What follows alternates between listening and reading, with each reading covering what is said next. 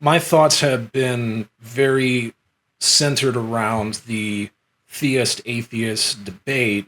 I took an interest in that probably about 3 years ago.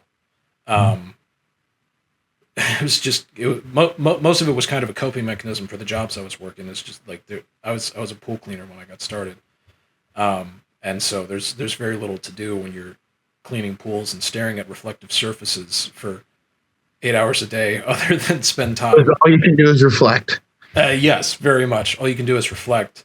Um, and for whatever reason, just the conversation of theism versus atheism had attracted my attention. In one part, because there were people that I admired that were more on the atheist mindset, and I was like, well, I'd be curious to see what it is that influenced them. And then two, while I grew up around a more religious background, for the sake of this conversation, I'm going to try to play agnostic anyway. Mhm. Which I actually think we kind of fundamentally are, but and well, and that's been interesting because I've listened to quite a few conversations where neither side, either the theist or the atheist, offers 100% this is God existing or this is God non-existing. Like that was what I was originally thinking that atheism offered was a no, like God genuinely doesn't exist and you guys are delusional. But I never Yeah. heard that. I never heard that argument. It wasn't until I was probably about 8 or 10 months into listening to these debates that I realized, and this actually came from Christopher Hitchens, that the argument for atheism was not that God doesn't exist. The argument is that the evidence is unconvincing, and that blew my mind because that wasn't something that I was aware of. I wasn't like I thought that they were arguing there is no God, but then Mhm. I stuck around long enough and I was like, no, they're arguing that it's less likely that there is one, or that they don't that they don't find the evidence convincing. And so at that point, any enchantment, if I had any at all, with atheism went out the window because I was like, well, you guys don't have any. Like it's at this point that we're just choosing to believe evidence or not believe evidence. At this point, and then I also would hear similar things from the Judeo-Christian, from the theist arguers of like, well, a couple of them would say like, well, we don't have like a one-stop proof, but we are convinced by the evidence, and here's the list of evidence that we're convinced by. And so that was a really interesting change for me. And then two, I've noticed that some of the more modern people on YouTube or whatever, a lot of them are playing the card of, I find it less likely that a God exists. And so that's what I've been focusing on. One of the questions that I think, so where I think that we're at in terms of that, and this is my uneducated opinion from somebody that's just been listening to a lot of debates, where I think we're at with that is that, and this is the question I want to talk to you about, where I think we're at with that is, I think where we're at in that discussion is that God is inconsistent as far as the atheist is concerned. Mhm. So God is marketed as just for the sake of this conversation, we're dealing with a Judeo-Christian God that you would find in the Bible. Okay. I don't know enough about any other religion in order to be able to say anything about that. Mhm. So specifically Judeo-Christian, and I'll be referencing the Bible and all that stuff in this conversation. That's the one that I'm the most familiar with, and that's Okay. the only that's the frame of reference I have the best. And that's usually who, when atheism is debating God, they're usually debating a Judeo-Christian God Or Islam, or Islam. But whichever Islam is technically supposed to be branched from Abraham. Sure. It just goes somewhere else. Yes. Yeah, you're right. You're right. But so that's still in this little triangle of Judeo-Christian, Islamic. It's all in that Abrahamic is what I like to call it, is Abrahamic religions. Okay. Gotcha. No, you're right. You're right. I had heard that. I had heard some more of that over the past couple of months. So that's good. I appreciate I appreciate the connection there. So yes, I appreciate that. So that's the frame of reference I'm keeping for Okay. this. The God posited by the Judeo-Christian or potentially even Abrahamic is inconsistent. And so what's marketed is a all-knowing, all-loving, all-powerful God. And we also live in the timeline, universe, whatever, where the Holocaust happened. Yeah. And so that's inconsistent. Or it seems inconsistent. Now, I don't... Yeah, keep going. So I'll jump ahead. I think that so you could sum up that inconsistency with it used to be why would God allow evil. It's not that question anymore. It's now why would God allow suffering. I don't think that question is compatible with Judeo-Christian teaching. I don't think it's compatible. Like, I don't think you can ask that question at like I just don't think you can ask the question. I don't think it's compatible with Christian teaching.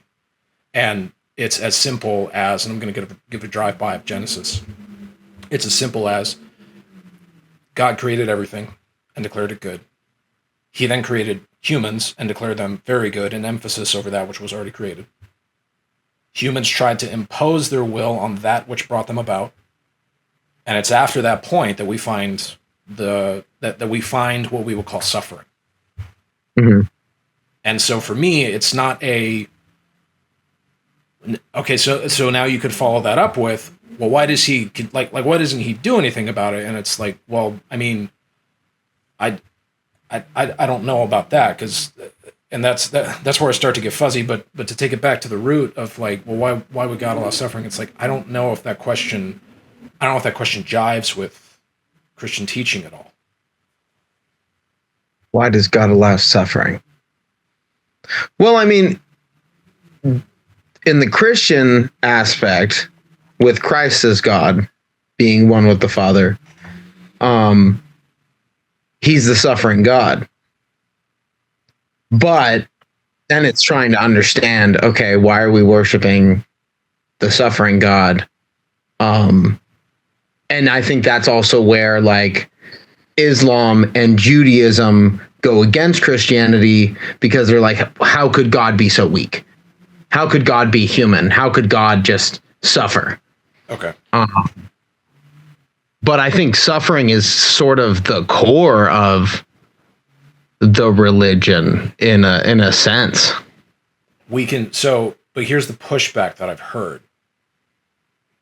Okay, but why create the universe in a way that suffering? Like, we find the world is suffering. Mm-hmm. We can't like it just that's the way, but like, why is it the way that it is? Now, the pushback that I've heard to that question is, what's the point of asking that question? It takes you into the realm of the speculative. Yeah. It's the way that it is. Yeah. And I think that is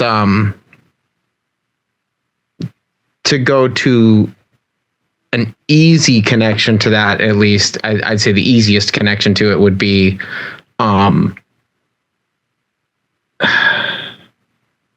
give me 1 second to word it. Yeah. The suffering gives you a reason to ponder. It gives you a reason to question. If everything was exactly perfect, there'd be nothing to question, which gives you not really much to think about. So I think this realm is it's got the most possibilities, even though a lot of those possibilities are dangerous and can be haphazard. It's still the biggest realm of possibility. And could we trade the word possibility for potential? Yes, because that's a great word for it. Okay. Yeah, whatever this plane is, it's a realm of infinite potential, and that infinite potential was unlocked by the knowledge of good and evil, which I see as the ability to make our own judgments. Sure. Because I've had a podcast with my rabbi friend Zach, and that's sort of where the Jewish teachings seem to point, is that it's judgment. It's the ability to judge things for good and evil, which, if we're undeveloped and unready for that responsibility, it's just detrimental to the human. So but I guess the question you could hijack that and go, okay, but like, why just have like an evil anyway? And that so my answer, it's sort of a why does evil exist is the question. Yeah. Because why wouldn't there be evil? Why wouldn't you just make it so that it's a completely enjoyable experience? Sure, and that would so the response to that is, well, that's what we're destined for, and that's why we as humans feel the gap, regardless of your religious status. That's why we as humans feel. That's why even the atheist feels the gap. They feel the sense that things are not as they are. Otherwise, they would not see suffering. They would not see evil. They would see flat. They would see just there wouldn't be a difference. Mm-hmm. But we as humans, I hesitate to say universally, but for lack of a better term, see a gap. And that gap we sometimes identify as good and evil. I've heard the term, and I kind of like it a little bit better, of good and bad. Not necessarily evil, of more of like good and bad, of like fulfilling a purpose and not fulfilling a purpose. Okay. And so then evil would be like I'm so not going to fulfill my purpose that I'm going to, like, I don't know, that is like who I am, and I'm unrepentant, and I'm not ever going to change. So evil would be like the ultimate, like, committing to not fulfilling purpose. Evil is being able to justify that everything is like broken down into a chemical. It's all just chemical reactions and atoms. Therefore, nothing actually has purpose. Therefore, ethics kind of go out the window if everything's just atoms. That's interesting. Okay. You know what I mean? And most people who claim to be atheists don't actually see the world like that. They don't actually see the world as, well, nothing has purpose.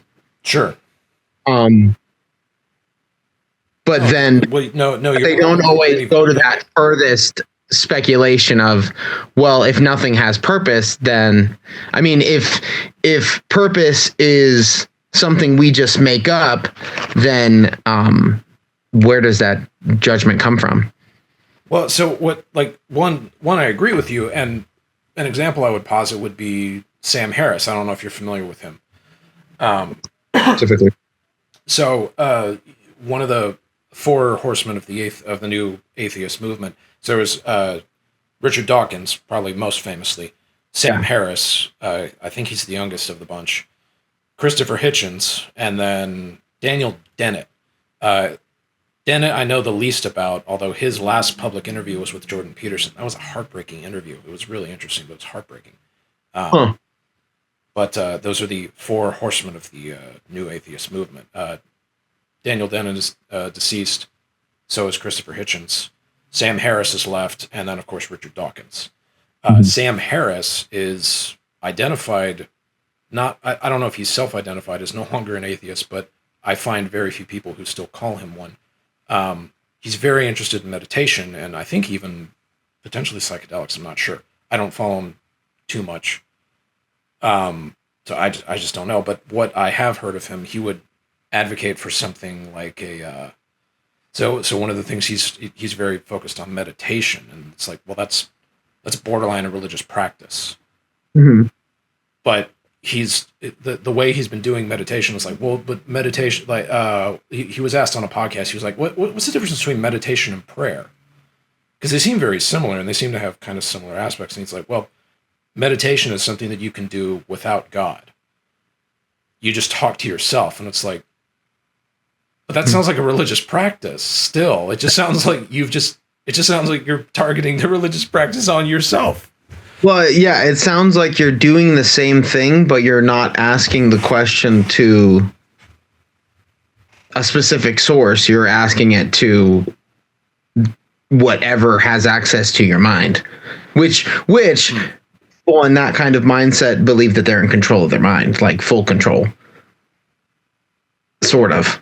Not full control, but like they seem to have more identity and security in the identity that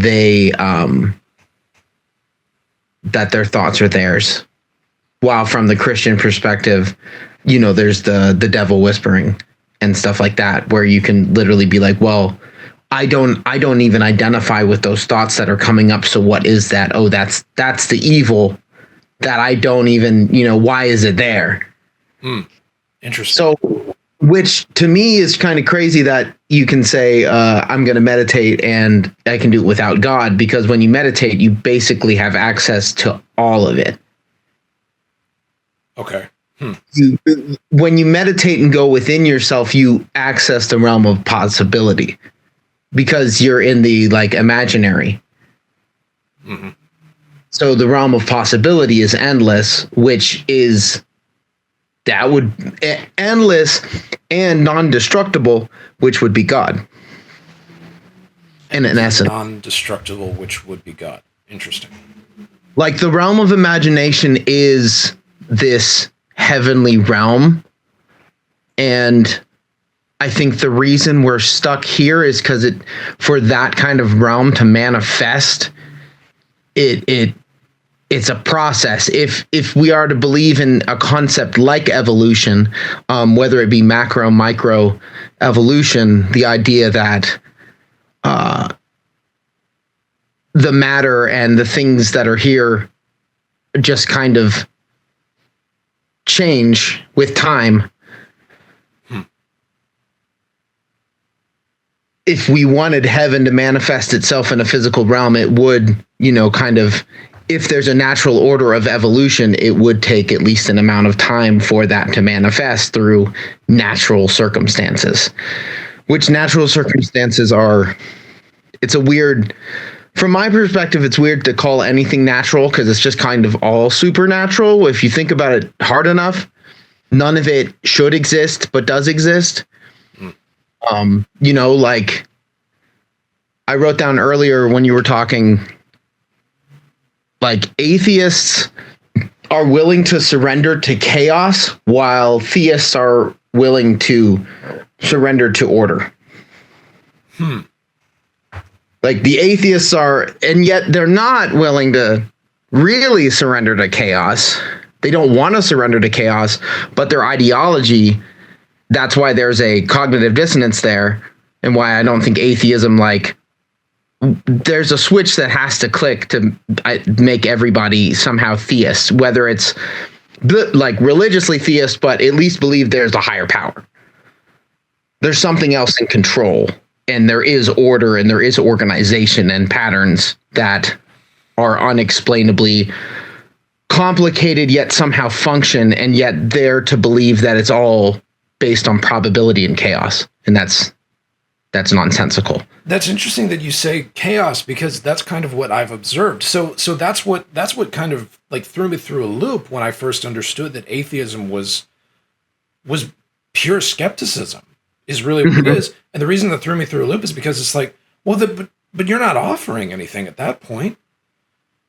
Skeptic doesn't really have much of a foundation to stand on. No, which is why you have people like Sam Harris being like, hey, let's take this religious practice and market it as something non-religious, because people still need some way to operate. And it's baffling to me. Well, but okay, so and you and I live in the 2020s and the 2010s, where we've seen everybody go through some sort of a meaning crisis. and they get wrapped up in their gender and their sexuality, and they get wrapped up in communism and socialism and capitalism and free market enterprise, and they get caught up in being an influencer and an entrepreneurial and Bitcoin and the political stuff, and then still even religion. Like it's a bad analogy, but I can't think of a better one. Like, as far as I'm concerned, atheism has done nothing but pull the plug on the bathtub and all the water's going out, but it's not filling it with anything else. Oh, we can throw people going in, being indoctrinated into radical ways of being that involve violence against other non-members of that entity. It's like, but so that you saying chaos help you see it the way I see it, but you put it in a word that I had been lacking of, like, no, but they have the removal of that structure and the recognition that we humans do need some sort of religious structure, as is even evidenced by such people that, and Sam Harris has done nothing but for the past 10 years advocate for the, like, what would he say? We need to get out of the religion business as quickly as possible. Hey, by the way, here's meditation, a religious practice. Yeah. It's like, I'm totally willing to be the idiot here, and I probably am. But what the fuck? I'm sorry. Like, this just.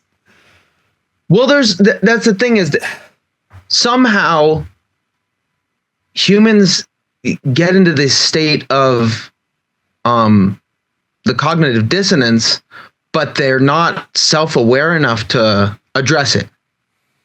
Okay. Because somehow the cognitive dissonance and the ignorance that comes with it, I don't know, somehow it's shameful to try to address it, or like they just, when you see everybody else around you is also in the same cognitive dissonance, or there's, enough people to confirm your cognitive dissonance, then it's not dissonance to you, because then they stop thinking about it. But I think there's just a lot of people who don't self-analyze their thoughts. They don't organize their mind. A lot of people, I think, are just kind of existing and kind of going with the flow of how they feel. And I think that's the counter to religion, in a sense, because religion kind of is pointing you to, hey, let's look away from your baser instincts and work away from your feelings in the moment for the greater good of, say, like the 10 Commandments seem to be a good basis for how a society could run with less people killing each other. Don't sleep with your neighbor's wife. Great idea. Good for society. Let's make that a real law. You know what I mean? Like, I can't remember. It was probably that Exodus roundtable that Peterson had where I got that concept. But yeah, there's gotta be, you're fighting your baser instincts for the greater good of the group. And I think humans we become so individualist that we're no longer looking at, we don't even really look at our species as a whole. And it's not that we always, like, we ever did, or we wouldn't be divided into nations and all, into everything that we're divided into. Sure. But I think we're drifting even further and further away from that, to a point that it's hard for people to even coexist, because everyone is somehow triggered by another thing and nobody's looking at the grand whole. And then I feel like people who have come to more of a religious understanding, just because the stories in the book show so many chaotic things that are somehow in the hands of God, that once you start to understand those stories and then you start to apply it to the more recent, your own life history and the history you've been taught about humanity, you see that there is this organized chaos with a lot of violence, and you just kind of have to start putting the pieces together of, like, so I think people people that don't like God have a problem with the fact that he runs things the way that he runs things. He doesn't run things the way that they would run things, which that's why you kind of have to, as they like to say, like die to self. You have to drop your ego enough to realize like there's no way that I know better than God does, regardless of how on a moral sense I believe his actions are they're terrible acts, but I can accept them as the will of, not the will of God, because I've also, you know, I'm not somebody who likes to conform to the church, like the organized church. I believe the church is the Christians as a whole. Anyone who has the Holy Spirit, like, or who is interacting with God on a personal level, that's the church. I don't think these organizations, not everybody who is acting within the organizations are working with the Holy Spirit. They're there because they want something that it provides otherwise. Sure. They're not coming to it for the real reason you should be coming to religion, because I was always I wasn't anti-spiritual stuff. I was like Eastern stuff and more like Buddhist mentality. I was always open to, but I was also open to, like, I knew there was, or at least I believed in ghosts and paranormal things and sure, just unexplainable things. I'm not that I'm not a skeptic, but I've come across enough personal evidence to believe those things. So I just always knew that there was a spiritual realm. And somehow, once I started opening myself to the Abrahamic stuff, it all tied together to like, oh, there's something here, and there's some sort of order going on. So I kind of need to step away from my own perspective. And I think that's one of the biggest things about, like, just what we've been talking about in general, why you're talking to me right now, to get more perspectives. And I think that's what people lack. Because when you're in your own head, like, there's no, everyone else has their own counsel in their head. So the more heads, the more people you're talking to, the more like counsels of thought that you're actually interacting with. So here, your perspective changes. Right. Your perspective changes a lot when you start to see patterns and you start stepping away from your own self and your own judgments, because I mean, that's kind of Abrahamic tradition, is he's the judge. You're supposed to judge things by the way you'd assume that he would, but you don't exactly get to execute those judgments. You're supposed to live in a way that you judge these things, but you're not the executor of the judgment. That is an interesting thought. Zoom played a dirty trick on me. They have revealed to me that I only have 3 minutes left in this apparent free trial. Right. Well, then this is the part one. Well, but so that's kind of the pushback, is like, yeah, but is having a, like, one, unfortunately, one of the problems of, so one of the arguments for God came from, if you can imagine the greatest, highest, goodest power, then there it is, and now you have God. Yeah. The problem is that, well, I can imagine that, plus they didn't allow the Holocaust. Yeah. It's like, well, who cares? Although at that point, it's more interested in scoring debate points than. Yeah. But to be, I mean, like, it's, and that is just like a. But so one of the things, there's a gentleman by the name of Alex O'Connor. I forget what he is because he changes every video. But the last time I heard him, he was a ethical emotivist. Um, Basically, all humans do is we emote. We say yay and boo, which to me is like, well, you're not. And the reason I bring it up is because it's like, no, like we do, but like you take a social media landscape, yeah, that's nothing but yays and boos. It's just full of slacktivism. These people aren't actually doing anything. They're just upvoting or disliking or whatever. They're not actually doing anything.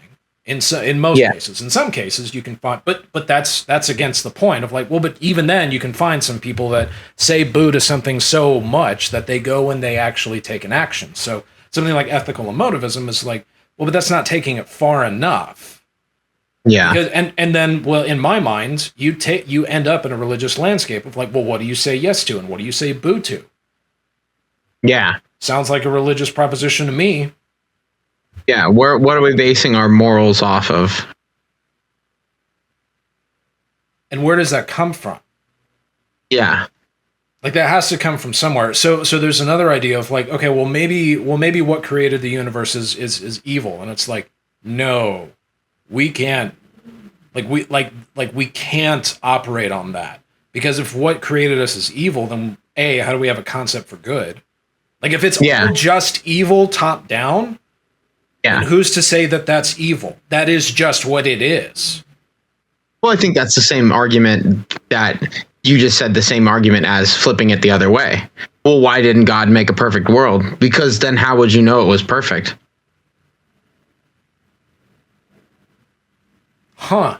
Like how would you know that the next place is perfect if you didn't experience the version of it that wasn't? That's interesting. I hadn't thought of it like that. I'm glad. That is interesting. No, because you literally just said that, except the opposite way. You just said, how could it all be evil? And where would you be able to justify good? And it's the same the other way. Well, why wouldn't he make the whole place good? Because you wouldn't be able to appreciate that it was good. That's why Satan fell, supposedly. It's like, it wasn't good. Worth the trade of having no suffering, right? I think the argument there is, I think the physical realm operates in a decaying fashion, just like sound. And if we're all God's spoken word, like a sound wave, when you say something, there's a start and there's a finish. Sure. So I think everything in this realm of creation operates on the swell. It operates on the just like this vibrational frequency. It's all a frequency thing. So I think the life and death part is kind of just inevitably built into the physical reality.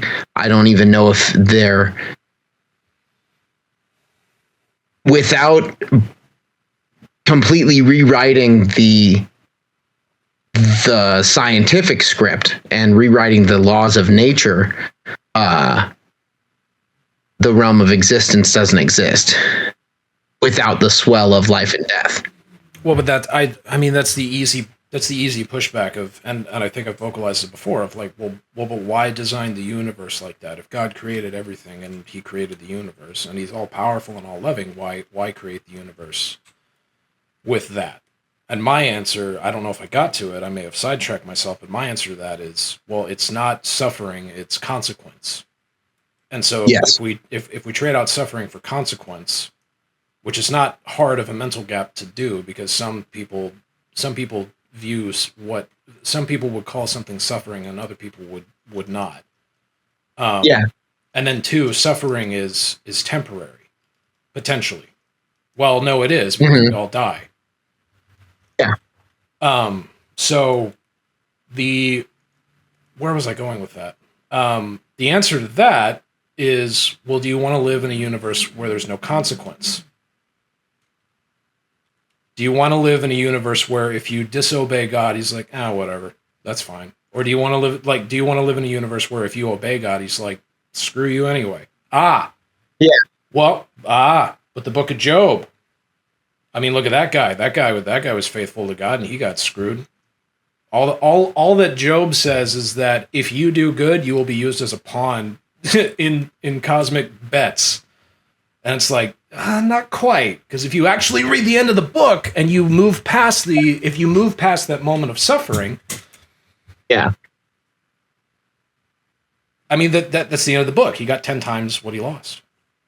If yeah, you hold in that moment of suffering. I mentioned Alex O'Connor. One of the things that there's an example that he's been running with recently, although it's actually much older than he is. There's a deer, and it's trapped by a fallen tree, and it's in a forest, and it's raining, and it's dark, and it's bleeding out, and it's dying. Like, why would God? Where's God in there? Why would he allow that? Why would he orchestrate? Like, what do you think about that? What about animal suffering? That seems just mindless and meaning. Why even just have like animal suffering? Like, that sounds crazy. And then too, if you can imagine, and I'll go to if you can imagine a highest power, well then I can imagine the highest power plus the deer doesn't go through that. Now, my answer to that is threefold in that, well, first of all, it depends on who you ask. Like, if you ask a vegan, they're like, oh no, the poor deer, that sucks. If you ask a hunter, the answer becomes, well, thank God I stumbled across this deer. I can end its suffering and I can feed my family now. Or let's make him an atheist. Oh, lucky me. I came across a deer, I can end its suffering and I can feed my family. Mm-hmm. And so I think the overarching response to that example is like, but you're sitting in that moment and you're not looking, and we've already mentioned this. What you mentioned and what I've also found in studying some of the bigger names, Dawkins, Dennett, Harris, and Hitchens, is that they will sit in that moment. And they will sit in that idea. They will sit in the idea of meditation without God. They will sit in the idea of ethical emotivism. They will sit in the imagine. That was my second answer of like, well, it's an imaginary situation. Like, let's deal with something important, or actual, miscarriage. Mm-hmm. And then my third response is, well, that plays really heavily on emotion. Like there's really a the poor deer moment, and it's like I don't like it because it sits in the moment and it plays too heavy on the heartstrings. Like, if we're gonna play on the heartstrings, let's play on the heartstrings. How about a one-legged puppy? Like, let's go ham. Yeah. Or a real example, like miscarriage. Like, let's ramp it up, man. So I don't like that example, but to carry that, that's why I don't like that example. Those would be my answers. It's just a massive tragedy, and you're trying to, justify it. Sure.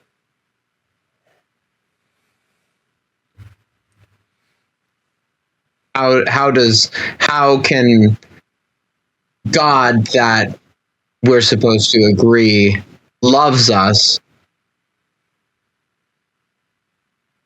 would allow such a tragic moment to happen? Which I think is, the core of this podcast from the beginning, is that. I think that's the question that I think that's the question that we're all stuck on at this point. Like, bold of me to assume I'm on the cutting edge of the conversation, but as far as I can tell from who I've listened to, that seems to be where we're at in the theism-atheism conversation. Well, I think that's why, and the concept becomes hard for them to grasp, is they don't detach from the physical realm that they are that they can interact with, and since they don't detach from that, they don't comprehend a God that is detached from it. Because it's not that God's fully detached from reality, but God is outside of space and time. So suffering is something that exists within time. And outside of time, does suffering exist? Is there realms that exist that have time and allow suffering, like the modern popular rendition of hell? They say you're going to spend eternity in this place with all this suffering going on, Um, or is it just he throws you in the fire and you go to just nothingness? No, because creation has become detached from sin. If God is supposed to show up and eventually wipe out sin, then sin would be cast into the pit and no longer exist in the physical realm because God has come to the physical realm, or somehow this reality has reached that next foothold. Therefore, the imperfections here won't even be able to operate at that level. Is how I sort of see. At least that's what I've come to understand from the Bible, is sort of like when heaven and earth are supposed to, when heaven is supposed to manifest itself in a place that, you know, it's this afterlife, but it's not an afterlife. It's the next reality. You know, I think there's so many misinterpretations of what the afterlife is. And the deeper I go into the Bible, the more I see it as, at least from the Christian perspective, if you accept Jesus and through his grace, you're invited to heaven, I believe you go to paradise first, because that's what he says immediately to the thief on the cross,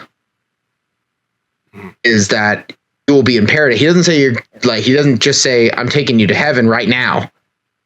He says, you'll be in paradise with me.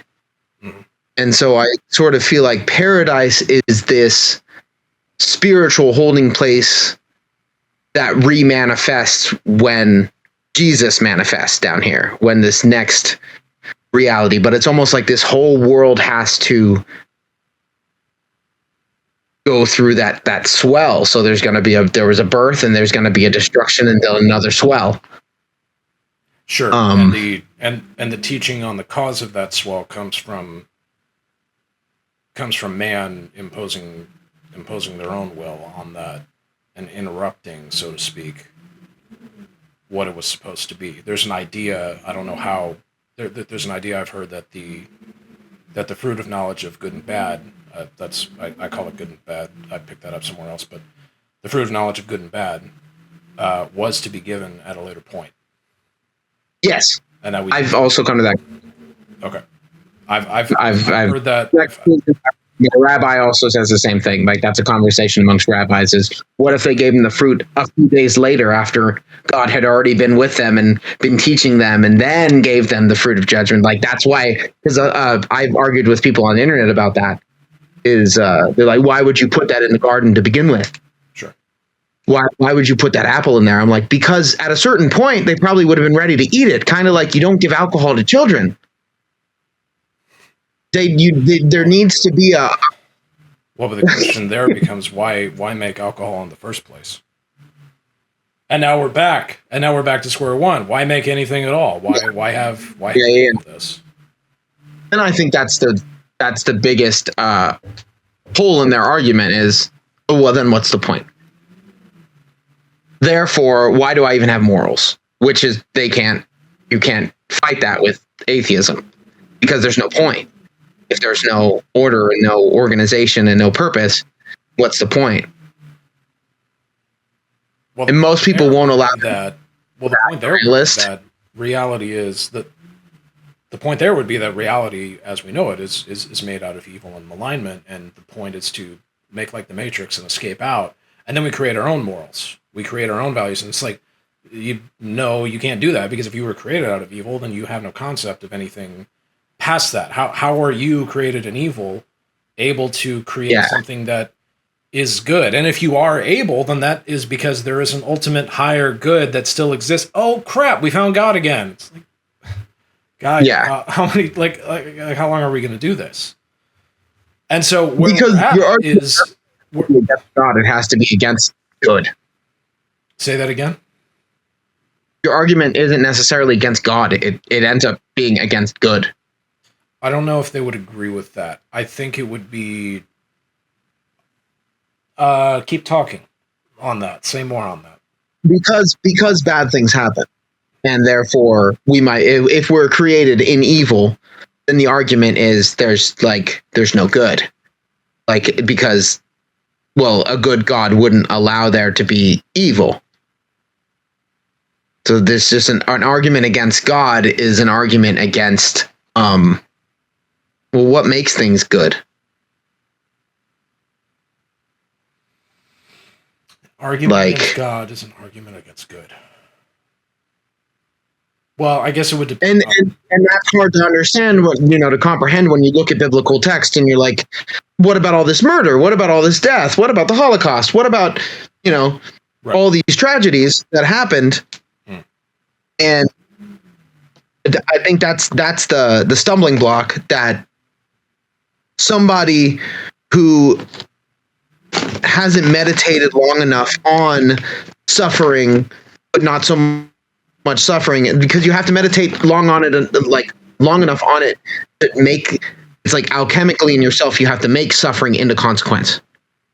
You have to turn the suffering into a lesson. You have to, why? Well, why is there suffering?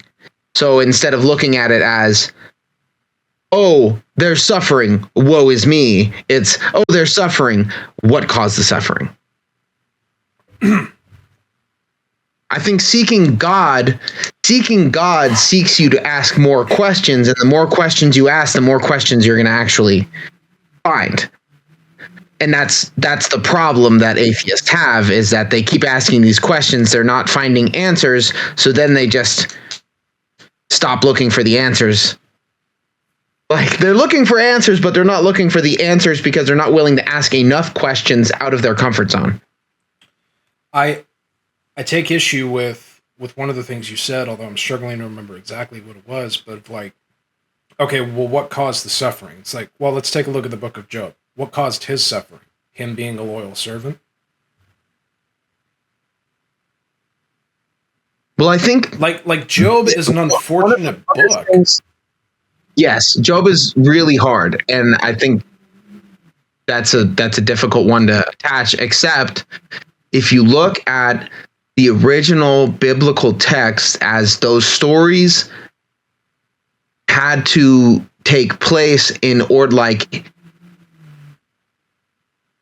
God was teaching consequence in a sense that somehow this story had to ripple so hard through time that it had to leave an imprint. If you want to brand something, you don't hit it lightly. You know what I mean? If you want to make a mark on something, you don't you brand it. You get in there if you really want it to stay and have an image. You know what I mean? Like, God sort of is, at the beginning of the Bible, he's sort of branding humanity with these tragedies, and how but it's in a positive means, but only he can really see it, because he can see I hate the argument of the ends justify the means, but because he's outside of our perspective and our timeline, he can see what kind of things lead to what kind of things. Kind of like how politicians manipulate humans based on, well, this is how they act when, they it's on a lesser scale because it's on the creation scale, but it's the same thing. If you know how humans are going to react to something, you can apply that to cause and effect. By making something happen, you can have a ripple effect to get an effect that you want. And the problem is it's hard for humans to try to comprehend what God wants out of us. What is he really trying to teach? Sure. Because we're finite. Mm-hmm. So you could look at Job as a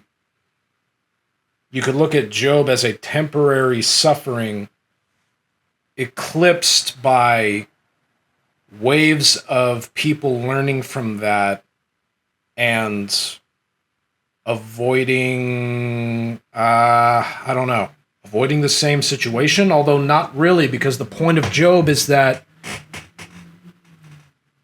it just happens. Although that doesn't mean that you shouldn't give up being a good person. And then, of course, Job is, of course, Job is a fuck it. It's a prequel to Jesus, right? That's exactly what I was going to say off of your explanation there was like, yeah, you tie that directly to Jesus and how even more incredibly intense the suffering is there and the ripple effect through time that caused and the teachings and you know what I mean has that same effect but on a much grander scale than Job, which is kind of I've never even thought of that until having this conversation, so I really appreciate that. That's a Jimmy Neutron brain blast in my head, because that's what I see. This is what I comprehend about the Bible, and being a songwriter and a creative type, you start to understand storytelling, and you study storytelling and songwriting and metaphor and symbolism and all of that stuff. And once you can start recognizing those patterns in how humans do it, then you read the Bible and apply it to how God does it. And then you realize that there's a trend. Like the best stuff that we do now about storytelling is all in the Bible. Those stories are epically, they go through the swells of what you want in a story in order to make it last and make an imprint. And I think that's why it's so powerful, because God knows how to write a story. God knows how to author a book. And he wrote many of them and luckily Constantine was like, let's take all the in one thing. And then the other thing, like people, this is just a random tangent right here, but people argue against Christianity, and yet somehow from this massive suffering and then persecution of the Christians, it somehow flips the entire Roman Empire on its head and becomes the entire rest of reality gets flipped when they used to be fed the lions to appease the old gods. And then all of a sudden that gets flipped on its head and the Christians are recognized as like, no, they're justified to exist. And then, no, they're not just justified. I'm also one now. And it's pretty wild. Just that it is the ripple effect. And that was something when I first started looking into Christianity and just looking into the Abrahamic text, is that I asked myself, like, how? Well, one, it was an ego check of why do I think I'm so much more intelligent than everyone in the world? Not everyone in the world, but a huge, huge population of the world. Why do I assume that I'm just so much smarter than all of them? So then I had to be like, okay, well, then I can't be so closed off to it because I'm missing something. Somebody gets it. Sure. People are getting it on some level. So that was my first, like, okay, I need to dive into this. It was just kind of the ego check of there's something behind it or it wouldn't still be here. That was one of the things that I thought when it came to atheism was, it seems to be, it seems to have its grip, for better or for worse. And then two, it seems to be spreading. Like it seems to be making an impact. And for someone that grew up around that, for me, I was like, well, I would want somebody to hear me out. And if that's what I want people to do, then I should probably give that back. And so let me spend some time and hear what they have to say. And it turns out I spent a lot of time. And if you stop and you don't go very far, yeah, they're very convincing. But if you keep going, as somebody asked me recently, they were like, you talk about this a lot. Are you an atheist? And I was like, or are you concerned that this impacts you? Like, are you concerned that this is gonna impact you mentally? And I was like, well, yeah, of course it's gonna impact me mentally. But for me, I view this as spiritual warfare. Yeah. Like this to me is like exercise or like training. It's like, well, aren't you going to get injured? It's like, yeah, you run the risk of getting injured, but you gotta You got to go through it. And then too, it's like, well, this is what is taking people out. Like this has to be paid attention to. You should just dismiss it. It's like, that's what everybody that lost their religion said. I argue with a lot of people on the internet that have made their program accounts into, like, their personality has become, I fell away from the church because of these questions that I had that were not answered and not applied by the people that were in that church. Therefore, I'm fighting against the church now. What a crusader. I'm like, oh. What a crusader. I'm like, I have these wild, and those are the people that I reach out to more than, like, you know, I don't minister freely, but especially when it's somebody who was like, no, I was in it for this long and now I'm out. And I'm like, what did you miss? I understand, like, obviously it was church hurt. Church hurt is what got you, because you don't react that way unless it was the church itself that hurt you. But what did you miss from the religion that you were in it that long and you missed this part that is where the unbreakable faith comes from? Because, like, even me, you know, I go through the wildest emotions, but I also think that comes with the more attached and the more you seek God, the more you're going to care. Like, the more that you are seeking God, the more you're going to care, which means you're going to be more spiritually tormented because you're open to looking at both sides of the perspective. Mm-hmm. You're able to see the good and the evil. You're willing to look deep into the evil to recognize that, oh, there's an evil. I think that's what most people haven't done, you know, because we sort of live in this like gray area. And some people can basically come to the agreement, you know, murder is wrong and things like that. But what is evil? I don't think people come to the idea of, because murder is wrong, but you know what's, like, and I'm going to. The thing that like, historically, that's a wild claim.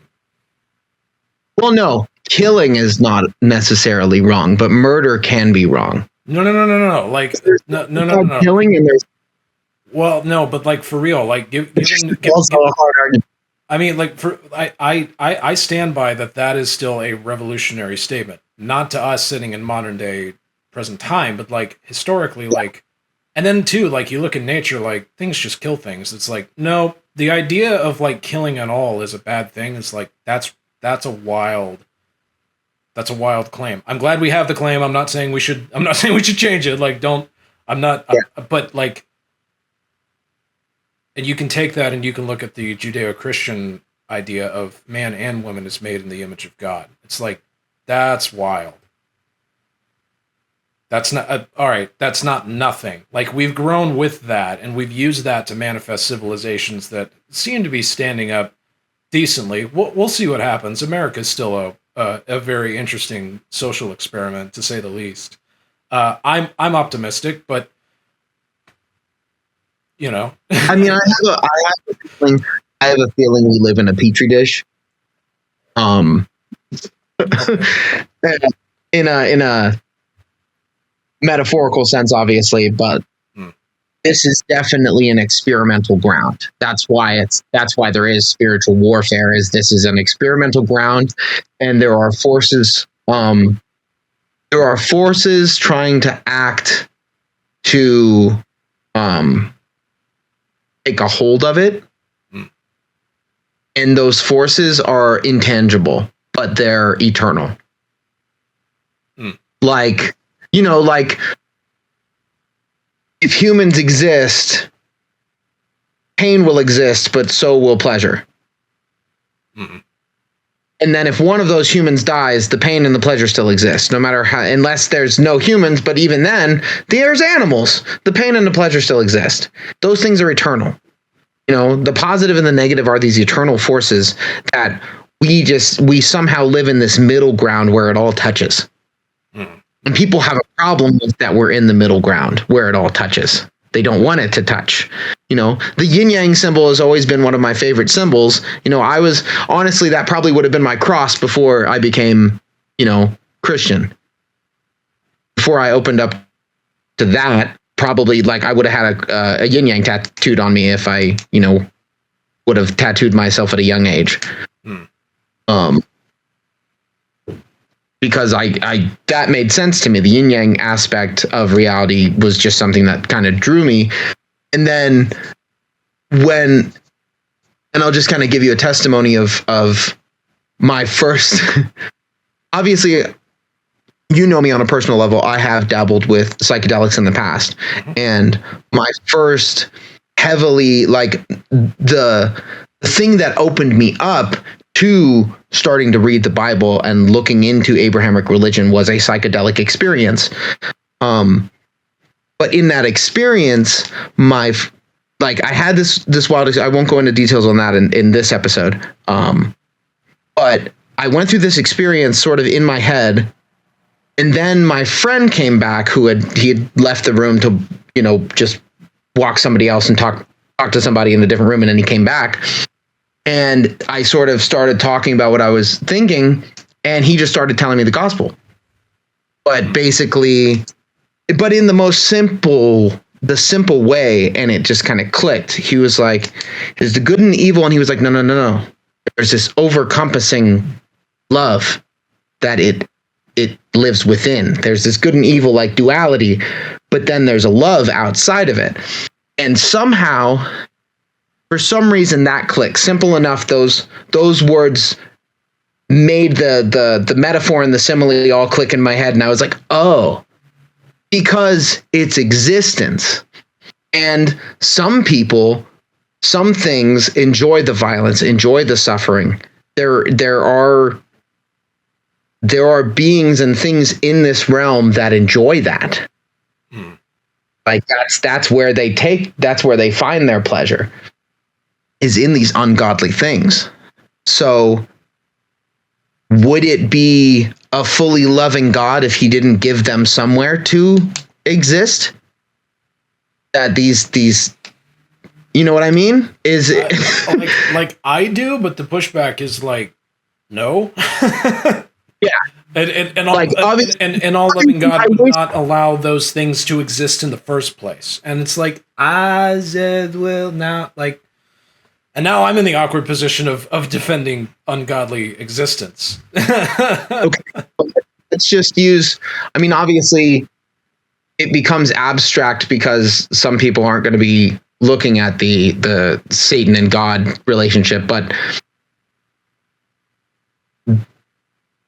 this is sort of in all the religions, including like Hinduism. There's a war against, there's a higher God, and then there is someone lower than that God who doesn't appreciate the world and the authority that has been given to him by that God. Therefore, he tries to overtake him so that he can control the realm. Right.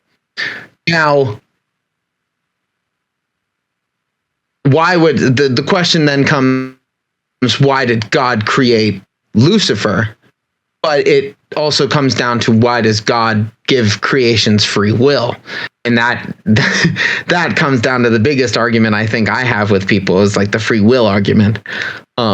Sure.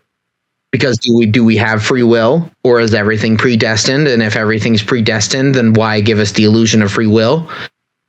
And so for me, I don't know if free will and love exist in the same place. So for me, free will is an act of love. It's like okay. In a relationship that works the best, what I've noticed, be it business, be it romantic, the relationships that I've paid attention to that have worked the best have been consensual. Very rarely, if ever, has a relationship propagated itself to any formation or concept of success where it's been forced. You will love me. You will marry me. Yeah. You will go into business with me. Rarely, if ever, can that have worked. In some cases, they've led to such things as we've mentioned previously, the Holocaust, as an extreme example of how that can go. And for me, it's like, well, why doesn't God just make atheists love him? It's like, is creating something that doesn't have the option to opt out, is that a loving thing? Is just creating robots the loving thing to do? Yeah. It's just That is mindless, yeah, is creating mindless do you want to be a mindless robot servant, or would you like to have the option not to be? And it's not, and the other thing is, then there's the argument, the biblical argument, that that's not even the case, because you're going to serve something. Yes. Yeah, you know what I mean? Like, well, everyone is. Everyone is enslaved to something of some capacity. Yeah. Even the atheists, they're enslaved to something. Mm-hmm. A lot of times, yes. A lot of times it's their work. I know next to nothing about Richard Dawkins, but as far as I'm concerned, the man has enslaved himself to his own research, to his own findings, to his own. I don't actually remember his professional occupation, but whatever it is, that he's a biologist or something. As far as I'm concerned, the man's enslaved to it. It's all he's known for. It's what he's dedicated his life to. I can give an example I definitely know of. You and I both being musicians, you more than I, but Neil Peart of the band Rush, the drummer for Rush, that man, he definitely wasn't religious. I don't know if he was an atheist, but he definitely read and studied a lot of atheist thinkers, was actually influenced by Richard Dawkins' writings. And later in their career, rarely, if ever, did they go an album without writing some sort of atheist type song. Most of which were jams. I mean, like, it's, oh my God. But it's fascinating to listen to him in interviews. He dedicated the first half of his professional career towards drumming technique, and that's all he ever did. He was never really known for anything else. I mean, he had interests outside. He would collect cars and crap like that, and he would have other interests. Yeah. But in far as like what he was known for, and he is still known as arguably the world's greatest drummer, one of, certainly the greatest rock drummer, if not of all drummers. But that's what he was known for. And you listen to his interviews, and he's dedicated his craft towards timing, towards power, towards precision. And then in the later half of his career, he rededicates himself towards reinventing his playing style and getting to the point to where he's even more powerful as a drummer than he was. But you listen to the way that he went about that, it's borderline religious experiences. He had to go find somebody that was that would agree to be a mentor to him, that knew more than him. He had to submit to them and acknowledge that what they were teaching him was like, you're going to have to, he says it like this, I had to restart, I had to relearn everything. The dude's a master at this point in his career. He's heralded by everyone as the greatest, et cetera, and so forth. And he's like, no, it's not good enough. I'm going to go seek a mentor, and I'm going to go, and his mentor was like, okay, here's what you do. And Neil Peart was like, oh my God, I'm going to have to, like, I have to completely forget everything. But what a humbling moment. What an experience. What a climbing to the top of the snow-capped mountain and meeting the yogi or the guru and humbling yourself towards that which you recognize is a higher power than yourself, to then rework everything that you once knew. Like, I listened to him and I'm like, you went through what could be described, I won't say was, but what could be described as a religious experience. And the man, like, the way he walked, the way he talked, you listen to him in interviews, that's all he was ever known for. He was enslaved to being a drummer. He would say this. This is interesting. One of his favorite words was enthusiasm. Mm-hmm. Infected with the gods. Dedicated. What was the dedicated enthusiasm, though? It's like it's specifically. It's not an enthusiasm for just life in general. It's a very specific thing to have enthusiasm for and to dedicate your time to, and then. So I think what's powerful about starting to, when you like dedicate your life to God, is then what at least should go from opening that door is you start to you're dedicating yourself to everything that's God's. So you kind of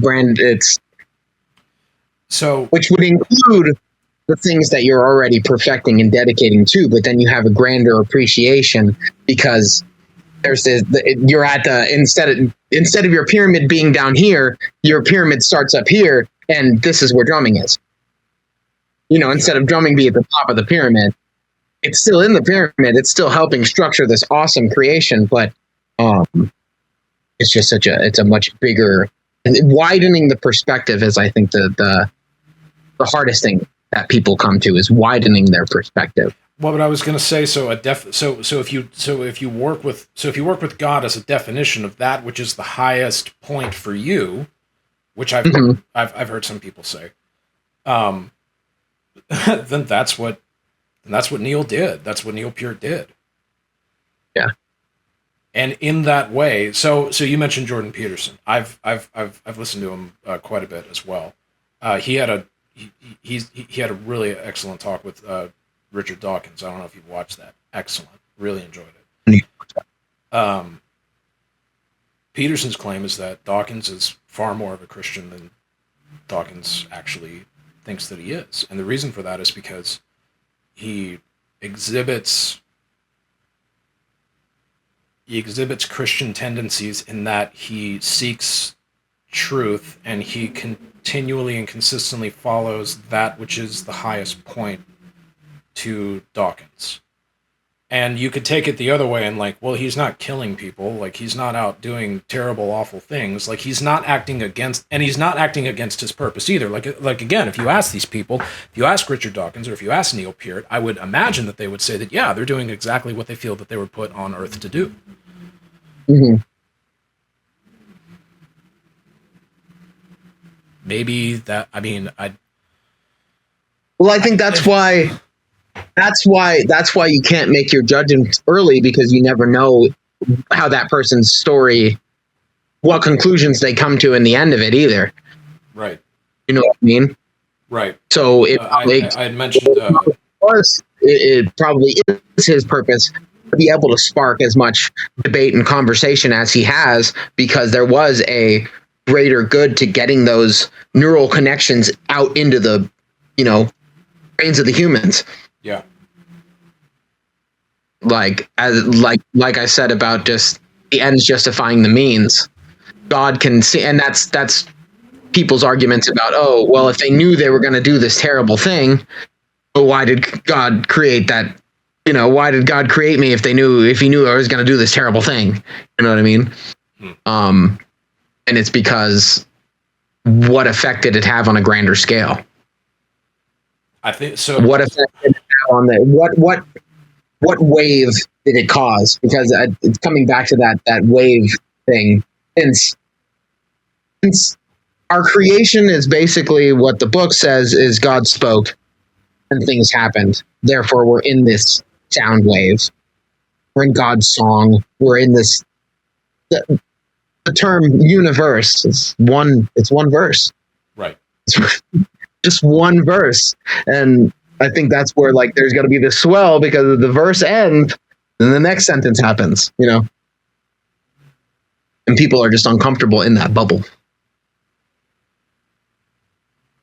Well, it is uncomfortable in that bubble. This was what I was going to say earlier, and I forgot to say it when I was saying that.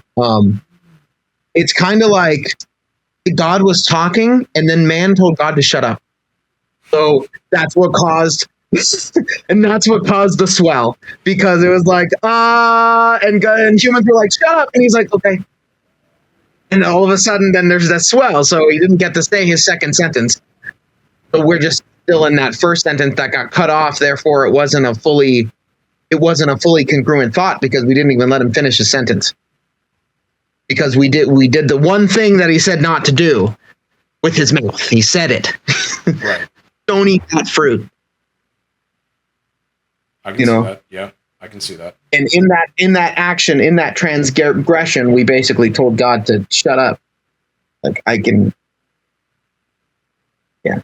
Well, but we didn't. It was a backhanded thing because God told Adam not to eat the fruit, right? He didn't tell Eve. I think he commanded Adam not to eat the fruit of knowledge. And then that's why the devil somehow gets in this backhanded way through Eve. He corrupts Adam. And then the immediate response, God shows up and is like, "What did you do?"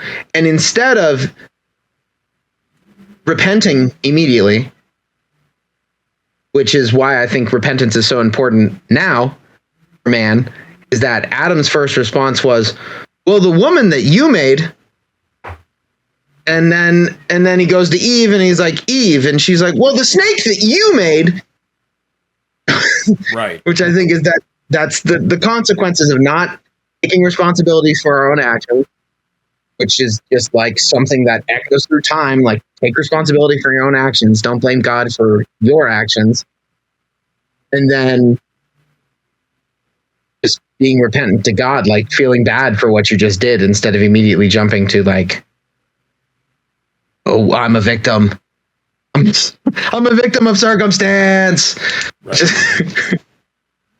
Right. And he didn't kill us. He didn't destroy us. Because it also wasn't, "Oh, if you eat it, God's going to kill you." It's, if you eat it, you'll die. And that's where we got that sentence closing. That's where the death shows up, is that now you have the knowledge of life and death, which is what God knew about. We didn't need to know about that yet because we were brand new. We didn't need to know about death before we even knew about life. Sure. But the consequence of taking that fruit is, well, now you're in the realm of life and death. That's the consequence. It's not, Well, and so like this is the reason I like the word consequences, because like, well, it's like, oh, well, why have death? And it's like, well, hold on, that's not a punish. To me, it's not much of a mental leap to trade suffering for consequence. So let's use consequence, and death as a consequence actually comes off as an act of mercy, because for you to just be eternally living and frozen in that sin. That's why he says, don't give them the tree of life. It's like, don't let them eat from the tree of life. Is like, because there's already the sin, and then if you made that eternal, we had to find another way. Another access to that is, Jesus, and we're eating, the bread instead of the fruit, but that's the fruit of Jesus. Right. That last line, that's not of my own thought. That was. I just kind of came up with that, and I didn't 100% feel great about it, but I said it because that's more a metaphorical realm. But that's the other thing too, is people come to this detachment of the metaphorical and the imaginary from the tangible physical, and they're not. They're all. Life and death is all kind of integrated into one, and people have a problem with it because it's like the consequence of life is death. In order to live, at least in this plane, there's not really anything that doesn't die, other than things that aren't able to act. Like the rocks don't die. They just exist. Yeah. So it's like, in order to be able to act, in order for there to be action, there has to be something that lives and dies. That's just the scientific understanding of it. And science seems to just be the broken down understanding of how God organizes things. Yes. And our own simplistic understanding of how he organizes things. But it still comes down to like, well, there's organization there. There's all this order. But the biggest atheist argument is that it came from chaos. It came from chaos and probability, which doesn't line up with existence. No. because the probability of existence is nothing. Like there's no probable way that this exists, and yet we're in it, we're there, and it functions. It might not function as perfectly as we can imagine it to be, but how can we even imagine perfection if there is not a God of perfect nature? How can we understand, like, most people haven't had perfect parents, yet almost everyone, if you tried to have them picture the perfect parents in their mind and describe them to you, they would be able to describe what they would consider the perfect parent, even though they've never seen it or they've never felt it or perceived it themselves, or even seen it seen it on something. Right. The concept is eternal. The concept, and it's ingrained somehow inside of us, which is another reason why I believe, there's a God, because there's this concept of a perfect father. Right. And I can think of what this perfect father would be like. And I'm like, it's not the natural way down here. It bleeds on us a little bit, the nature of, like, a fatherly instinct does kick in sometimes, but it's not just a natural thing to just be in that essence of the father. You kind of have to take it on yourself. You have to take on these roles, which gives you the understanding of, like, these. That's why I guess some people don't like Jordan Peterson, because he's more he's not so anchored down to, just read the Bible. But he's very metaphorical. Because that man has read the Bible more than most Christians I know.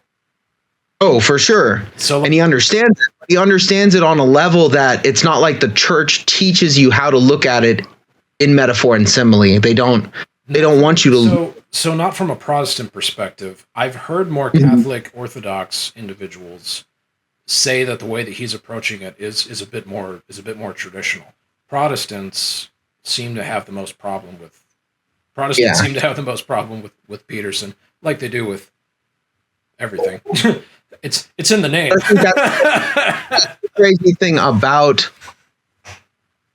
if God is this unique being, he'll be able to write something that it's straightforward, and it's also got a bunch of hidden metaphor, because that's how unique and powerful of a writer that person is. Because God is a person. It's not a human, but God is it's basically a personality type.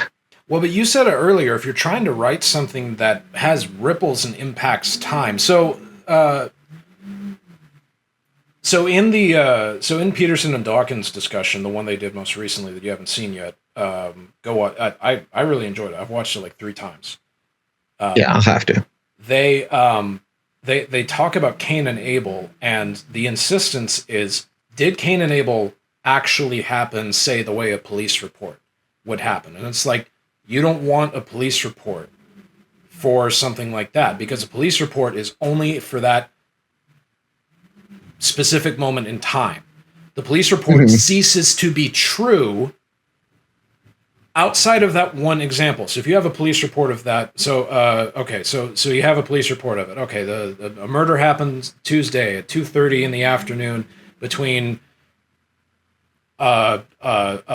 two people of different races. Okay, so on Tuesdays murders happen. No, you can't pull that from a police report. Okay, well, at 2:30 in the afternoon. Well, no, that doesn't work. Well, at 2:30 in the afternoon on a Tuesday. Well, that doesn't. Okay, well, between these two races, well, with this type of weapon, murders. It's like, no, you can't. Outside of this happened between these two individuals on this time and this day, that ceases to be true. Functionally, is it true that it happened at that point in time? And yes, of course. It's only true. It's only true for that moment. Yeah. I think something like honestly, Cain and Abel. That's a good way to say. Yeah. No, keep going. Well, finish your thought. So, you look at Cain and Abel, and it's like, even if it didn't happen in that moment, what it speaks to is true far more than in that one instance, which is a little bit of an echo for what you and I have been talking about of suffering. That suffering is true in that one moment, eclipsed eclipsed by what happens afterwards of that suffering. And that suffering sucks in that moment, and it's sad, and it's heartbreaking, and it's awful. But again, if you just stay in that moment, then that's all you're going to do, and that's all you're ever going to see. If you keep moving past that, then you see the effects. So to take it back to that, but then to also tie it to the overall conversation that we've been having, which is why does suffering happen? Which I think the answer is,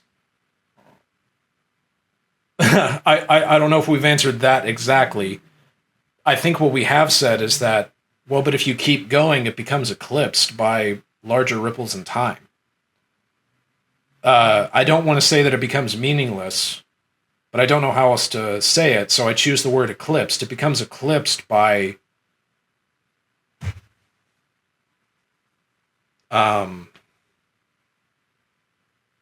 it becomes fixed, maybe. It gets better. I don't know. But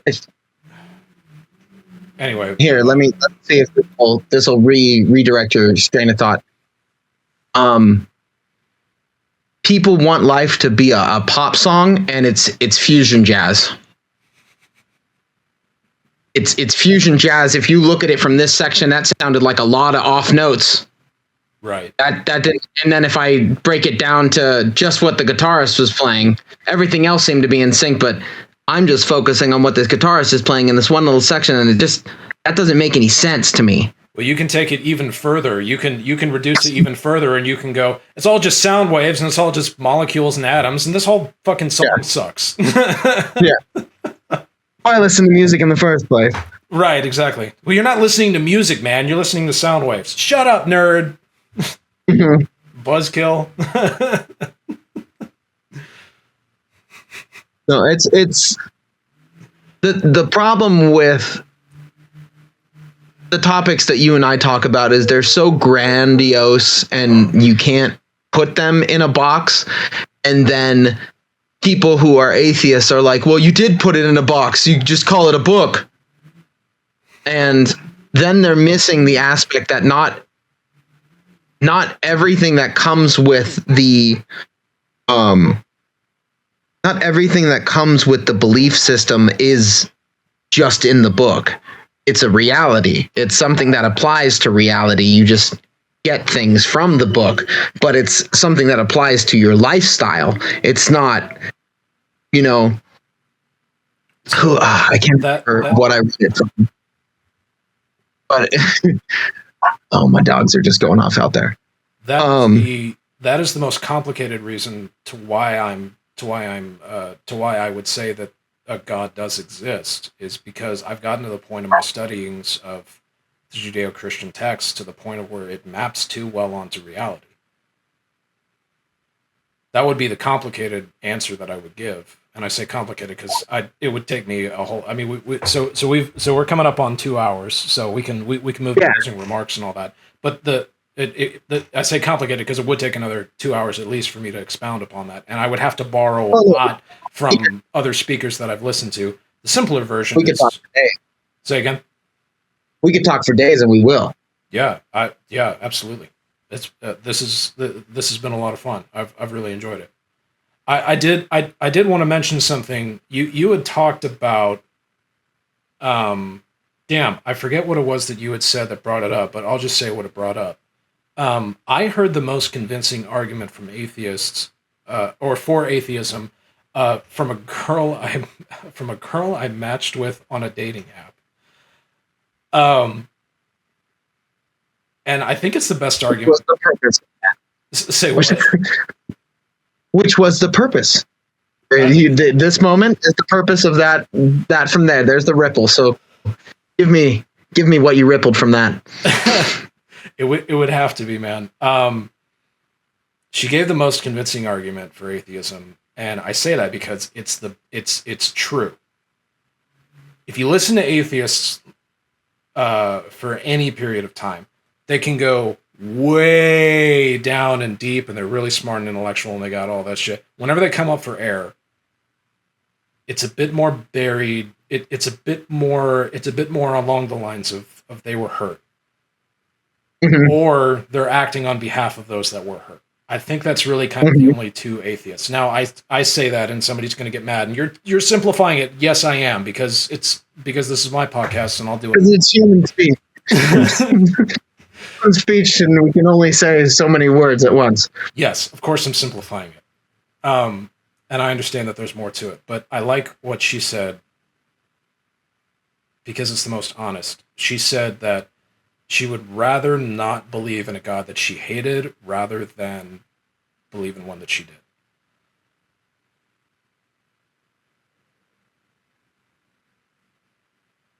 did. She would rather not believe in a God that she hated rather than believe in one.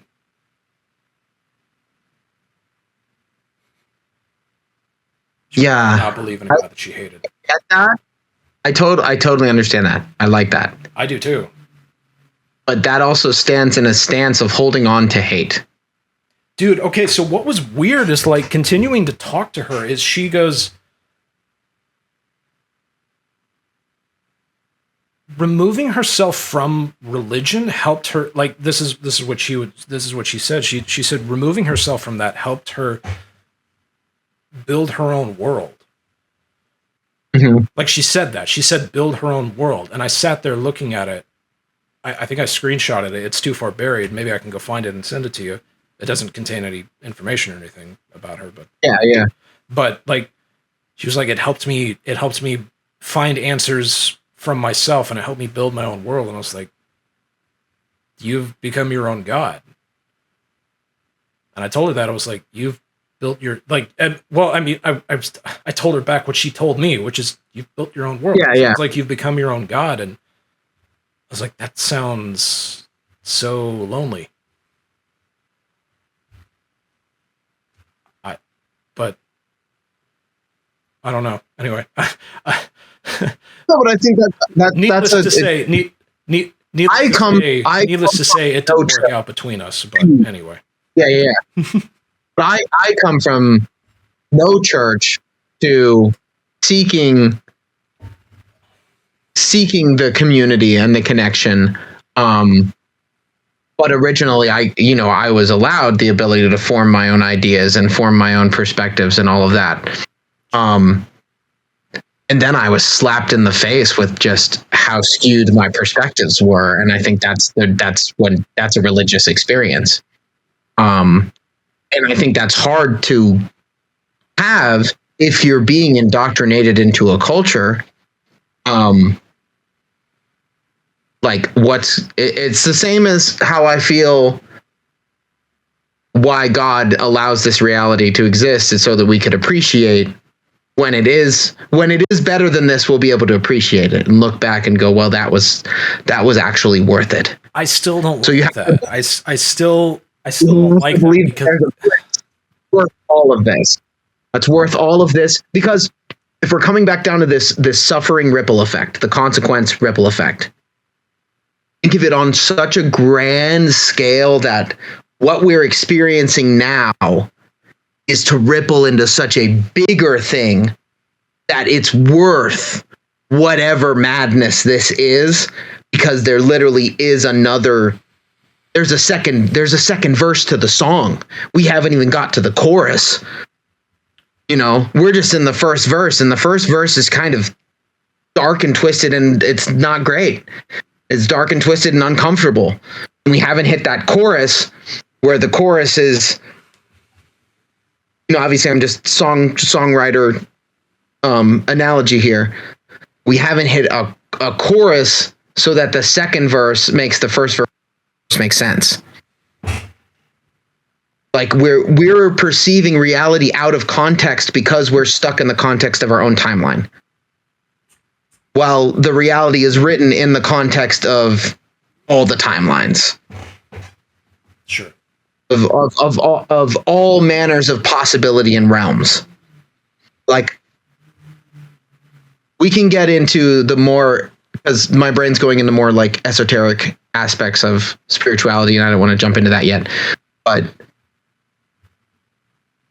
let me close off that that door real quick. But yeah, there's. I mean, the atheist in me says, "How convenient." Yes, but there's nothing convenient about reality. I ain't seen nothing except for when you do see the conveniences, and then I'm like, oh, well, someone must have put that there. That's too convenient to be probability and chaos. But yet there's seems to be no real convenience. Well, but why not get there now? Why not? Like, okay, so this you can take this into, and this is a hell of a place to bring this up with probably like 5 minutes left. But yeah, you can take this down a potentially right. You can take this down a potentially dark route of like, well, if there's let's speed up getting to the second verse. Here's a cyanide pill. Like, sorry to get dark, but like, you can take it down that path. But that's assuming you know what the chorus is. And the chorus would be that it's not necessarily death being the chorus. The chorus is even grander than that. It's a whole chain. It's like a whole new universe to experience. But the only way to experience that is through like this narrow doorway. There's this narrow doorway that you need to be able. There's like a keyhole that you need to be able to look through, and the only way to become the size of the keyhole is to find the key holder. You could also say a camel through the eye of a needle if you wanted to be if you wanted to be smart about it. No, but it's, in order to see, people can imagine, what's on the other side of the keyhole, which is this beautiful place that we really want to be at. And for some reason, it's not here. And there's aspects of it that we can experience here, unless you don't experience any joy or pleasure at all on Earth.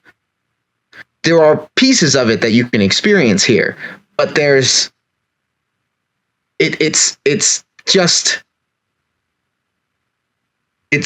trickling through the keyhole. So we're not getting a full amount. And then Jesus with the key will somehow open this door. And that's obviously believing that, oh, Jesus is going to come back and he's going to change a whole bunch of stuff. Like, you're believing in this supernatural being coming back and reorganizing reality. Right. Well, so the Christian says, well, that's where faith comes in. The atheist says, how convenient. Like, oh, it's going to be fixed better. Like, oh, later. Oh, it's on God's to-do list. It's on his stack of stuff that he seemingly has never gotten to yet. Again, because all the suffering and stuff has happened. Oh, right. He'll fix this all in the next life, of course. Yeah. That is definitely another conversation. I don't know how tied in that is to our current topic. It is, because that's to assume that this is wrong. Like what? Existence? How it currently is to assume, in the grand scale, that but there's something definitely wrong here. Well, you know what I mean? Right? Because we've been saying that there's a gap, and everyone experiences the gap. We've been saying that there is something wrong here, right? And the Christian would agree with that, and the atheist would agree with that. They would both go, "Yeah, this is fucked up." Yeah. So where is the right, and where does it come from? You know what I mean? Like, if we're living in the wrong. Right. Where does established you can't come from? Yeah. Right. And we've already established that it's way too problematic for us to be living in the wrong, because then there's no explanation of the gap. The best explanation is a good that was fallen away, and the goal is to get back to it. Yeah. That's the best explanation. Well, I think that there's this trap that we put ourselves into mentally, which is we concern ourselves, and that this is why people get so angry at God, is that they get stuck in the cycle of we concern ourselves with God's priorities before we even have our own priorities in like organized. Okay. So the argument would be, well, why is God? Why is God? Why is this? It's like, well, you've already got everything in line yourself. Like, you got yourself in order already. Right. So that you can argue that he doesn't have things in order on the entire universe is out of order. Yet do you have yourself, the one thing you control? Is that in order yet? Right. And yet you expect the world to have this perfect order that you can imagine in your head, or that you can access through your mind. And yet you don't have yourself in order. You don't exactly understand what's going on with you yet. So it's right. Yeah. It's begging for a key, but you don't even know where the lock is yet. I can see that. You know what I mean? Like, it kind of goes back to that keyhole. You haven't found the keyhole to look through and go, oh my God, there is something on the other side. Who has the key to this door? Who's got the key to the other side of this door? The argument when you don't have faith is, I need a key. Sure. I need a key. There has to be a key. But to what? What lock are you trying to open? In a metaphorical, just problematic sense. What problem are you actually trying to solve by finding that key? Like, what unlocks when you do find an answer to that question you're asking? So I feel like a lot of intellectual discussion, you're asking questions, but you're asking questions from a perspective of just, oh, you have some good questions, but you have no answers for it, which is why you're debating other people and being like, well, you don't have answers for it either. Sure. And you're like, where's the key? Where's the key? And then you're going to other people. Do you have the key? No. We'll see. See what? Just because I don't have the key doesn't mean there's not a key. Sure. Well, but especially when it's under the guise of, well, the lockmaker is maligned anyway. And especially when it's under the guise of, well, I really don't like to say it because it feels dismissive of the concerns. And I forget who said it, but it's I love your Jesus, but your Christians are so unlike your Jesus. And it's like, yeah, unfortunately, religious practice is the biggest turnoff of religion. Like, religious people just turn people off of it. And unfortunately, they do they do harm. Again, to bring up that young lady I talked about. But yeah. And so I hate to say that it is just that they're upset at God, but like when I found out that Kristopher Hitchens had a bad run-in early in his life with religious people, I had to discount everything that he was saying by like 90%, which is frustrating because a huge blinder. It's frustrating. I don't like. Hitchens is hilarious. Like, he's a really smart, funny, witty individual. Like, he's funny as anything, man. But when I heard that I was like, I have to discount everything that you're saying because it's, and then too, from like trying to be a scientist and objective, if I were to try to put that hat on for a moment, it's like, I have to discount what you're saying. You're emotionally invested in what you're arguing. Yeah. And the other thing too, I think that comes a lot with the skepticism is if they were willing to listen to enough human testimonies in general and just testimonies of things that they didn't believe in but other people had experienced, if you took a scientific approach to testimony on everybody, you would probably start believing in a lot of things you didn't, because I mean, some of the experiences you might not want to believe, but you would start believing in new things by being exposed to what other people have experienced and you have not. So you're trying to create a security in your intellectual knowledge by assuming that everything happens to everyone the same way and that everyone's experiencing this same physical reality, and that like I had said in our one conversation, that life has continuity, complete and utter continuity. Sure. Is the only way to believe in, that. Well, is that my experience, what I'm experiencing in life, is the same as what every other human being is going through too. They're all going through the exact same thing. And yet we all know that we're all going through our completely individual experience, to a point that if you don't have witnesses, you can't even corroborate if something happened to you that doesn't make sense to most people. Sure. So then, like, personally, I've had enough experiences that are unbelievable and that, to me, showed the lack of continuity in reality, which opened me up even more to the ability of this supernatural spiritual realm. And because once the rules have been broken in front of you, then you realize the rules can be broken. So I think some of these people just have never seen the rules be broken. And that'll keep you in a box for sure. If you've never seen, if nothing completely unbelievable has happened to you, then you're still stuck in a box because you just haven't experienced that thing that breaks that mold. Sure.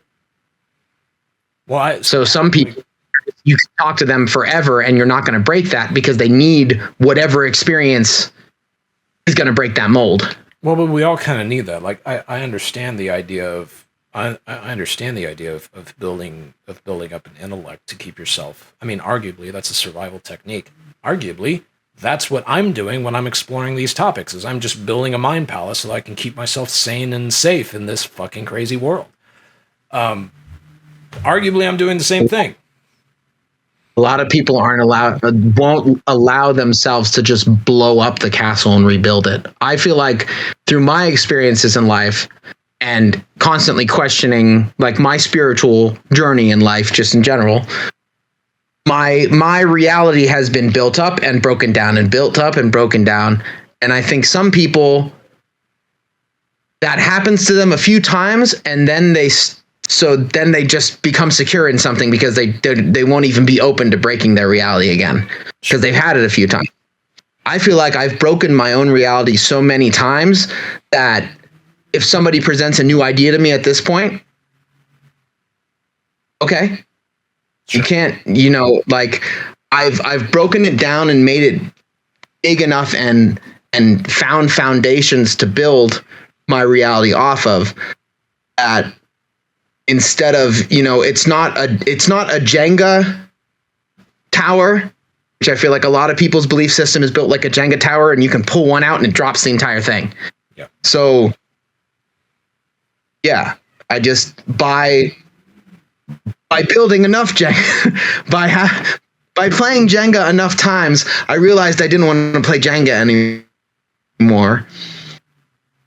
I had to figure out a new way to structure my reality, and that was to make the foundation as wide as possible.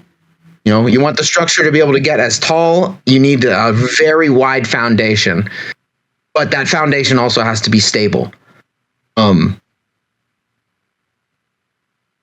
And I think that's where a lot of people have the Jenga mindset, so they won't pull that Jenga piece. Sure. While me, you can pull a brick out of my pyramid, it's still a pyramid. Sure. You just took one brick. Yeah. I agree with that analogy, and that's what that's what I saw in a lot of people, and that's why I wanted to figure out why the tower was falling, so to speak, because it looked like people's towers were just falling and they weren't paying attention to it at all. And so it's like, well, maybe there's something to pay attention here. So that's why my mind has been captivated and interested by these ideas, and why I wanted to like I said, they got to the point to where in my own head they started making sense, but you know, that's an echo chamber, and so I wanted a chance to get them out. And this was a really fun opportunity, and I really appreciate the time. And I think that's as good a way as any to wrap up, Chris. So I agree. Hey, that was a hell of a lot of fun, man. I really appreciate you jumping on with me. Yeah, man. No, you got my brain tingling. You asked the right questions. We got enough back and forth and connection that we can be fluid enough. Yeah. So I think it's entertaining enough conversation for anyone that would listen to us.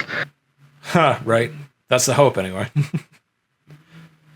But I think this is really it's honestly really powerful to do stuff like this, because when I was on TikTok for a little while, I ended up to about 20,000 followers, and I was just expressing my spiritual ideas.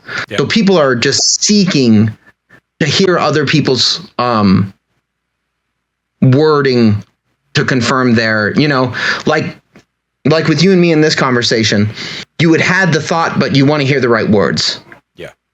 You want to hear the way that it's worded, and you're like, that makes more sense than that's what I was trying to think. But that's a concrete, there's a brick for my foundation. You know what I mean? Sure. Sometimes you're not the master of, you don't always need your own bricks to build your buildings. Sure. Well, but then sometimes you want to hear that your bricks are faulty. Like obviously I don't want to hear it, but I also want to hear, Sam, that's fucking bullshit. Like what? Like I want to know if that's a Jenga block that's broken, or if I should discard it. Yeah. And so I think and that's the importance. Yeah. That's the importance of having these kind of conversations. And I think there's a limited amount of people that can have a level-headed conversation, like version of this kind of conversation, because a lot of people get heated in their beliefs. Sure. Because they identify with their opinions. Yeah. While my opinions, I value them, but I don't assume other people value them. It's like if I made a video one time, and it was a really short analogy. It's like your opinions are like a handful of pennies, and if you offered them to someone in the right way, they might just take that handful of pennies and do something with it. But if you just chuck the entire handful of pennies in their face, they're probably not going to appreciate it, no matter the fact that it's money. They didn't want it chucked in their face, so they're just going to be mad that you chucked pennies in their face, no matter how valuable they were. Right. I like that. That's good. Well, listen, man, again, I appreciate the time. Unfortunately, I do have to move on to a couple other errands, and I also have to pee. My 12-ounce coffee is coming back to bite. That's what I figured was going to be our stopping point, was we had to go to the bathroom, which I do too. So awesome. Well, let's make that a stopping point. Let's definitely find an excuse to make this happen again. I really had a lot of fun. This was awesome, man. Yeah. Appreciate it. Let's not do a podcast again. Absolutely. Because it's not a podcast. Right, of course.